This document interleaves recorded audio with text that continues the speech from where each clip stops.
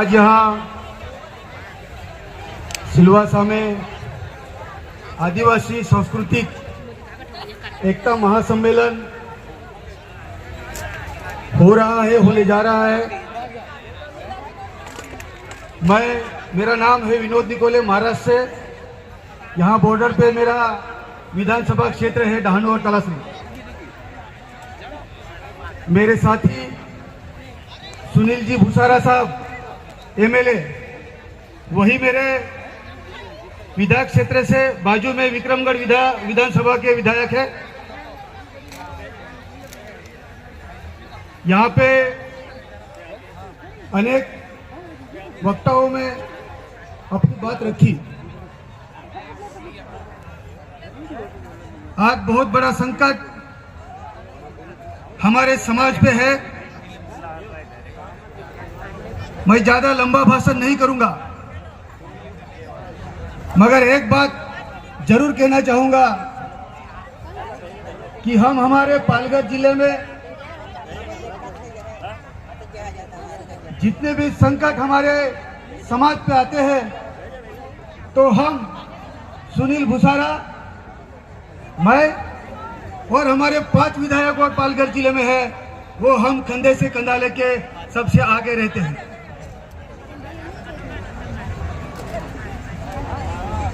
आज हमारे यहाँ डॉक्टर सुनील पराड ने यहाँ पे उनकी बात रखी, जब उन्होंने ये कहा कि बहुत सारे प्रोजेक्ट हमारे पालघर डिस्ट्रिक्ट से जा रहे हैं, उसमें हमारे आदिवासियों की, कई लोगों की, कई किसानों की जमीन वो संपादित की गई है। उनका कॉम्पेंसेशन उनको नहीं मिल रहा था, तो हमने बहुत बड़े स्ट्रगल किए और उनको उनका कॉम्पेंसेशन दिलवाया। एक बात कहना चाहूंगा, यहाँ ये भाषण करते हुए कई लोगों ने कहा कि विधायक जी बोलते नहीं, ये गलत है। ऐसा नहीं है। हम हर बार हमारे आदिवासियों के खिलाफ अगर कोई असेंबली में अगर कोई ऐसा सवाल आता है तो हम खड़े रहते हैं और हमारी आवाज वहां पे उठाते हैं। अगर वहां हमारी बात नहीं मानी जाती है तो विधानसभा के बाहर आकर वहां पे हम आंदोलन करते हैं। ऐसा नहीं है कि बोलते नहीं है। कई लेकिन आज मैं सबसे ये गुजारिश करूंगा कि हमें पूरे देश में हमारा जो आदिवासी समाज है, हमें एकता बनानी पड़ेगी। हमारे देश के लिए जो कानून बनाए जाते हैं वो पार्लियामेंट में बनाए जाते हैं, और राज्य के लिए जो कानून बनाए जाते हैं वो स्टेट असेंबली में बनाए जाते हैं। लेकिन आपको सबको ये पता है कि वहां पे मेजोरिटी के ऊपर चलता है। क्यों नहीं? सब आदिवासी एमएलए हम इकट्ठे होते हैं, फिर भी आपको मालूम है कि आज पार्लियामेंट में क्या चल रहा है। आपको एक बात मैं कहना चाहूंगा कि जब बीजेपी सरकार 2014 में दिल्ली में आई, और वो डेट मुझे अभी याद नहीं है, लेकिन 500 और 1000 की नोट हमने बदली ना, बदली कि नहीं बदली? क्यों बदली?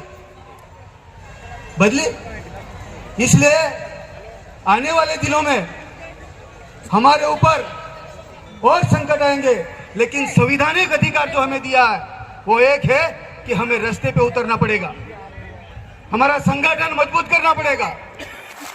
इसका एक उदाहरण देना चाहूंगा कि मुंबई के विधानसभा में पेशा भर्ती के खिलाफ हमने आवाज उठाई, हमारी बात नहीं मानी। फिर सब एमएलए इकट्ठा होके पालघर जिले में मुंबई अहमदाबाद हाईवे जाम किया, बंद कर दिया, तो सरकार को बोलना पड़ा, वहां कलेक्टर को बोलना पड़ा। तो हमारा कहना है कि अगर विधानसभा में और संसद में हमारी बात नहीं मानी जाती तो हम पूरा देश में जितने भी हमारे आदिवासी कम्युनिटी है पूरे रास्ते पे उतरेंगे, और हमारे जो सांसद है और जो विधायक है वो पार्लियामेंट और असेंबली में लड़ेंगे। अभी आपको मालूम है 141 संसद को क्या किया? निलंबन कर दिया। क्यों? इनकी आज दहशत बढ़ रही है। कोई तो भी यहां वक्ता ने कहा, एक बात ध्यान में रखिए, हमारे देश की आबादी आज 135 या 40 कोटि के आसपास हमारे देश की आज आबादी है। मैं ये कॉन्फिडेंटली नहीं कह पाऊंगा कि पूरे देश में हमारी आदिवासियों की आबादी कितनी होगी। मेरे ख्याल से 19-20 करोड़ के आसपास होगी शायद।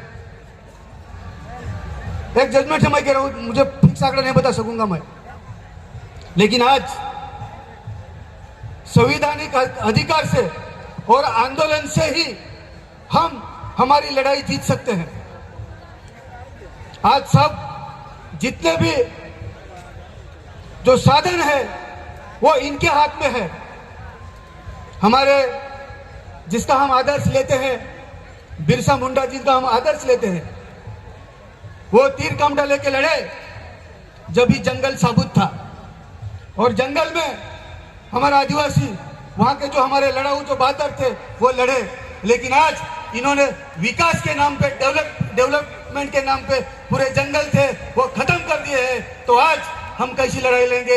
इनके पास बहुत सारे बंदूक है, हर हथियार है, आज हमारे पास वो नहीं है। तो हम ये लड़ाई बंदूक से नहीं लड़ सकते हैं। तो जो हमें संवैधानिक अधिकार है उसी के साथ हम लड़ सकते हैं। इसलिए संगठन हमें हर जिले में, हर राज्य में बढ़ाना पड़ेगा। ये संगठन बढ़ा के अगर हमारे सांसद है, अगर हमारे हर स्टेट के असेंबली में हमारे एमएलए हैं, तो सबको हम एक कॉल देंगे कि अगर हमारे खिलाफ अगर कोई कानून बनता है तो हर स्टेट का एमएलए रास्ते पे उतरे और हर सांसद रास्ते पे उतरे और पूरा देश का आदिवासी रास्ते पे उतरेगा। तो इस सरकार को हम झुकाएंगे, क्यों नहीं झुका सकते? जरूर झुकाएंगे। आज हमारे सामने बहुत बड़ी समस्याएं खड़ी है, क्योंकि पेट का सवाल सबसे बड़ा होता है। हम सब पेट के लिए लड़ते हैं। लेकिन आज जैसा यहाँ पे वो टीचर सर थे, उन्होंने कहा कि शिक्षा, लेकिन शिक्षा का निजीकरण हो रहा है, हर क्षेत्र का निजीकरण हो रहा है और हमें धीरे धीरे इस व्यवस्था से बाहर फेंक दिया जा रहा है। इसलिए हम हमारे हक के लिए लड़ेंगे, क्यों नहीं लड़ेंगे? एक बात मैं कहना चाहूंगा कि पिछले 20 साल से हम रास्ते पे स्ट्रगल करते हैं, संघर्ष करते हैं। आज मेरे ऊपर 25 केस दर्ज है। मुझे तड़ीपार किया गया था इसलिए कि लोगों के लिए लड़ता हूँ, राशन के लिए लड़ता हूँ, वन पत्ते के लिए लड़ता हूँ, हर चीज के लिए लड़ता हूँ, इसलिए मुझे तड़ीपार कर दिया गया। लेकिन उन्होंने वो कर नहीं पाए, क्योंकि संगठन हमारा पालघर जिले में मजबूत है। और आने वाले दिनों में भी पालघर जिले में हर गांव में, हर पाड़े में हम हमारा संगठन मजबूत करेंगे और आने वाले जितने भी कठिनाई है उनको मुंह तोड़ जवाब देंगे। इसी बात से मैं मेरी बात खत्म करता हूँ। जय जोहार, जय आदिवासी, इनकलाब जिंदाबाद।